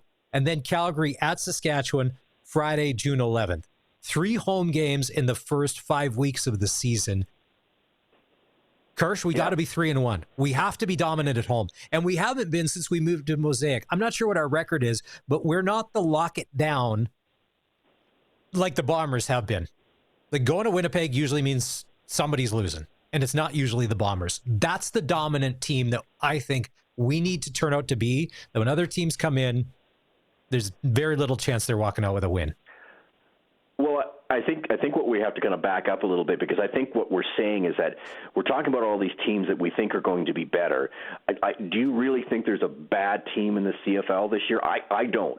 So I think no. You're going to have each game is going to be a battle. I don't think there's any gimmies anymore. I think even the teams that maybe struggled are going to be better. I think you're going to see a big improvement with the Elks up in Edmonton. And I think BC is going to be better, and I think the East is going to surprise some people. Can they play out West? Because you talk about the Roughriders maybe struggling in years past when they go to Montreal, Toronto, and Hamilton on the road. Well, a lot of teams have a tough time when they come out West. I think there's, people hate the word parity. I like it. I think the CFL needs it. I think each game's going to be battle, and we'll see where the chips fall. But you're right. The first 5 weeks, very interesting and very important for the Roughriders to kind of establish who they are. If Dave Dickinson dressed 33 players last week that had never played in the CFL before for their exhibition game, Dave is not going to be afraid. He's had the knife out for months. The only 2 safe players this year are Vernon Adams Jr. and Rene Paredes. Everybody else, I think, on that Stamps roster is cuttable. If you're not performing, because Dickinson's angry Dave will do whatever he takes to get a winner this year, and they won't stop at anything. And just knowing that they'll be as ruthless as possible to get there because of the 5 wins, that's the kind of stuff that worries me. Well, the Stampeders' defense was pretty porous last year, and there was a lot of guys that obviously had quit on the team and just didn't want to do it, and it was kind of bizarre to see a team like that that's been so dominant for so long. But you saw this train coming, and, the Stampeders management and ownership gave him, obviously a huge, vote of confidence by saying, no, we're not changing him. He's going to be doing his thing. Maybe he's going to change his duties a little bit, that sort of thing. But it was obvious that Coach Dave didn't like a lot of the players that were playing for him, and it was obvious it was vice versa. So it was just not going to happen. Chatting with Kelly Kirch, Western Pizza guest hotline here on the SportsCage. Did we lose Kelly? We'll go to a break. We come back. We'll go back to Rider Training Camp. Lake Corte Moore, defensive line. It's a battle there to find who's going to be the other piece on the other side of Malik Carney. We'll dive into that next. This is the SportsCage on the home of the Saskatchewan Roughriders, 620 CKRM. We were just talking Riders with Kelly Kirch on the Western Pizza guest hotline and that home opener. Don't forget, if you want to go to the home opener and the Labor Day Classic, the Watermelon Pack is for you. It's a great way for you to check out a couple of the hottest games on the Riders schedule this year. Home opener being June 5th, so next week. The Labor Day Classic on August 31st. Package includes tickets to both games starting at just $78 plus tax. Speaking of the Bombers coming to town on Friday, looks to be great weather-wise. Kickoff, forecast, sunshine, 24 degrees, tiny breeze. Should be an awesome night for football. Lots going on today. Let's see. It was the final day of training camp. There's walkthrough tomorrow. So today was like the last official day. Walkthrough tomorrow, game on Friday. We heard from Coach Mason hour 1. And if you missed any of those conversations, go back and listen to the podcast. You can download it, Apple, Spotify. If you like and subscribe to that, it's just going to show up wherever you're getting your podcast from these days. Even on YouTube, hit that subscribe button. This stuff shows up automatically. And Mace was talking about that Friday night, still the evaluation. Cuts happen Saturday all across the league. Roster spots are up for grabs. And I had asked Dave, is Mace serious when he said that everybody's got to earn their job? And he said, yes. It's been the message since before camp, into rookie camp, main camp. Nothing is set in stone. Well, there's a few. And I also asked Dave if on Monday, once the cuts are done, there's going to be some people that are going to make the team that will surprise Rider fans, and there's going to be some people that maybe don't make the team. Maybe some familiar names that we know and like, that for whatever reason, somebody beat them out. And we'll ask him on Monday if that list he has going in his head kind of matches up, because he'd be watching this just like everybody else. I think there's a lot of people, that we just automatically assume, but maybe they're not having a great camp. And as Dave said, it comes down to execution. Another stat that Dave brought up, a lot of people were knocking the Riders last year and their D line. They don't get any sacks. They don't get any pressures. But then the way that it all worked out is when you went to Pro Football Focus, actually the Riders were leading the league in quarterback pressures. Maybe they were leading the league in sacks, but they were getting pressures. Sacks are great. It's like a dunk in basketball. It's a glory thing. Looks good. But there wasn't a ton. The sack leader in Charleston Hughes, who, by the way, we got word from Charleston, he's actually flying this afternoon. So he's going to make it up to us. He's going to come onto the show when he's done traveling, maybe the next week or two. He was beside himself that last year somebody won the sack title in the CFL, having only 9 sacks. But sacks were down. Quarterback play was up. Quick release, all of that. So pressures are key. The Riders were leading the league in quarterback pressures. And one of the guys that was part of that from last year was a Rider who, by the end of the season, was playing some really good football. Dave had a chance to catch up with Lake Corte Moore and ask him about that Rider defense. Now, you obviously have been through a training camp before. Are you where you want to be at right now? Yeah, I think so. I feel really comfortable. I know when I came in as a rookie, I had learned a whole new system. And then last year with the whole coaching change, I had to learn a whole new system again. And then this year is a system that I'm familiar with. Everything that I know, I feel like I'm playing faster, stronger, and just not overthinking everything because I already know it. It's kind of second nature to me from last year. So it's made it a lot more comfortable, and I feel like I'm playing pretty well right now. One thing that you've done over the years is I don't want to say transformed your body, but you've changed your body type in the off-season work that you've done. Did you change up anything this year? Yeah, definitely. I feel like this year I realized what it would be like to be an end playing in this league.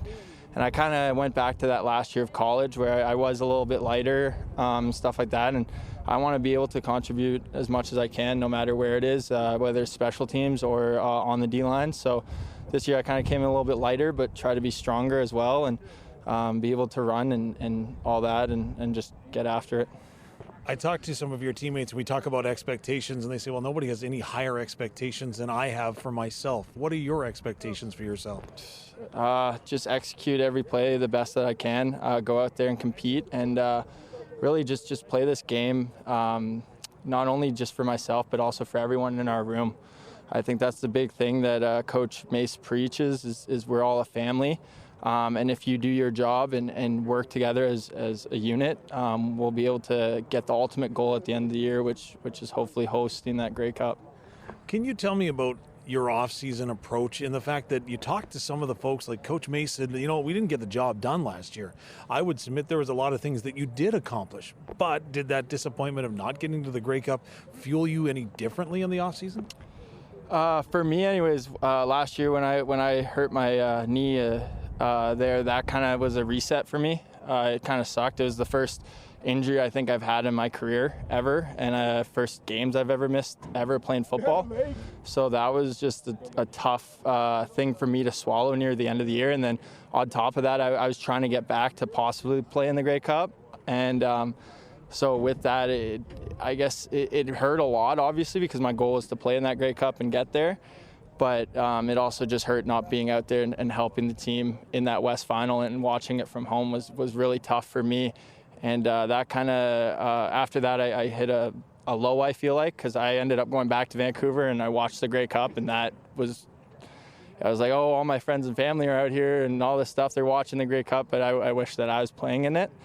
And after that, I kind of just hit a low and was like, I need to make sure that I don't feel like this ever again. And I get to that area where we're in it every year and we're pushing to be in it every year. And so that was my realization with it. And also I just wanted to be out there with my brothers playing and contributing to try and get there as well. Take me through the mindset, the mental approach following up from an injury. As a fan, we hear, oh, it could be 2 or 4 weeks that you're out, but we don't understand what goes into the rehab and trying to get back into that playing shape and getting the mind right to return. What was it like for you if that's the first time you've had to tackle that? Yeah, it was difficult because when it happened, I thought I was okay. I thought I was good to go. I thought just tape it up and I'm fine, you know what I mean? And then imaging and stuff came back, and they kind of told me, hey, like, it's going to be a 5 to 6 week or even more than that. Like they were telling me the honest truth of being like, hey, you probably won't be able to play again this season. And I took that a little bit as a challenge. And at first it's a slow process because you want to start doing stuff, you feel good, but you got to let it heal a little bit before you can start ramping it up. And our athletic trainers are amazing, and the doctors and our facilities too helped so much with the underwater treadmill and just everything. So I was able to, in a way, come back faster than they expected. And I was actually practicing before the West Final there with the team, hoping to come back. But it was just like thinking about it and the whole process on it. It's a grueling process, and I feel bad for those guys that have to go the whole year with a surgery and stuff like that. For me, it was only those 5 to 6 weeks, but it's a process where you're like, you really start to miss the game, and you start to miss the little things that are taken away from you in those moments. And that's kind of how I took it. And it's I've vowed to myself now to always make sure that, yeah, it was a freak accident on how it happened. It had nothing to do with like me being out of shape or anything. But now I'm like, I'm going to take every advantage I can when I'm on this field. So far, so good. Thanks so much for your time. Thank you very much. That's Lake Corte Moore with Dave Thomas, voice of the Riders. Preseason will wrap Friday night at Mosaic Stadium. Bombers in town. Are we going to see Zach Collaros? I don't know. Maybe, potentially. What about Willie Jefferson? If you're Trevor Harris or Jake Mayer and Willie's in street clothes on the sidelines, it's one less thing to worry about. That's a tall man. Those knockdowns, man, he is just He's been a game disruptor ever since he's been in this league, and he just seems to be getting better and better and better. For the game on Friday, weather looks to be great, and the 620 CKOM Roughriders Broadcast Network pregame show is going to start at 4 o'clock on Friday afternoon. So what that means for the Sports Cage, we'll do Sports Cage from 3 to 4. You get an abbreviated show with Barney. And then we kick into the pregame show at 4. David Luke will have the call. Kickoff goes just after 7 o'clock, right here on the home of the Saskatchewan Roughriders. And we're going to take a break, and we'll be back in just a bit. It's 620 CKRM. NHL playoff action tonight. Eastern Conference Final. Game 5, Florida Panthers taking on the Carolina Hurricanes in Raleigh. I've actually been to a game there. It's crazy loud. But it's a very basic. It's a newer building, but very basic. Not a lot of frills to go along with that. Have you ever been to North Carolina? It's interesting country. It's like being around north of Prince Albert. Everything is cut out of the forest. Not a bad spot. With a win tonight, the Panthers can move on to their 3rd straight Stanley Cup final. Face-off is going to go at about 6:10, 6:15. Baseball tonight. Toronto Blue Jays taking on the Texas Rangers.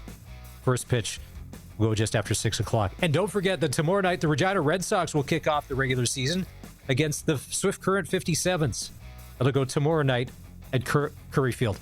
Colson Curtis, can we confirm or deny Sports Cage at the ballpark tomorrow night? What's our status there? What's our is the show going on the road? Barney keeps saying it is, but I still haven't heard it from anybody else. And we kind of need to know, right, to run the show if someone's going to be there. So by all intents and purposes, I think it is. But yeah. Colson, have you not learned in the past year there is one commander-in-chief on this sports show that makes all of the rules and decides everything? And it's not Barney. Initials are... No, I was going to say the initials are BS. And so if you got your marching orders to be at Curry tomorrow, you just do your thing. Show up, glove in hand. You don't want me playing ball. No. I had one kind of practice. I want to say I was 7 or 8 years old playing t-ball and never went back to it for some reason after that. Don't know what my parents saw, but apparently that was enough. Colson, there's a lot of us on this show that are probably more artistic than athletic. You would fall into the artistic category. The guy next to you with the man bun, yes, and over here. We couldn't get Charleston on today. Listen, don't text me later that was unfair. All right, I think that's safe to say. I know this is going to be a work, but do we have the Charleston Hughes video of him doing bench press? Can you pull that up? Do you have that anywhere handy? No, because I want to show you. Okay, so Charleston, I feel like I don't even want to go and grab anymore. You're just calling me artistic. I don't like that. Okay, first of all, if we can play the Charleston Hughes video, I will ask you. It's him doing a bench press in the gym, and he cranks out 10 to 15 reps. If you can find it, great. But I remember when he sent it to us and we forgot to use it. I was like, between the three of us, could we do as many as he did by himself? And the answer was a resounding no. So let's go more artistic than athletic, all right? We're all in this together. All in this together. If you don't have it, that's fine. I'm just saying. And he does it with no shoes on. Like, if you watch the video, he's wearing socks. Like, he's benching, 250 pounds? Yeah. I can send it again. I found it, but I don't know where the download button is. I'm struggling. Okay, will you download? Okay, that's totally fine. This is pretty cool. Ottawa Red Blacks announced the other day that this year they want fans at the park and they'll do whatever they can. A lot of people are excited about their football team. And so what they've did is they've come up with a fan-first menu for all Red Blacks game this year. Check this out. At a time when everything is crazy expensive, they've got a $5 and under menu for football games, including the classic hot dog, chili dog. Doesn't this sound good? Garlic butter pretzel bites. Ooh. Ariba nachos in a bag. Okay. Pogos, whatever that is. Is that a corn dog? Colson or Curtis? Is a pogo a corn dog? I think popcorn, technically, chips, and water. Yeah, I Okay. believe like a pogo is like a cheap.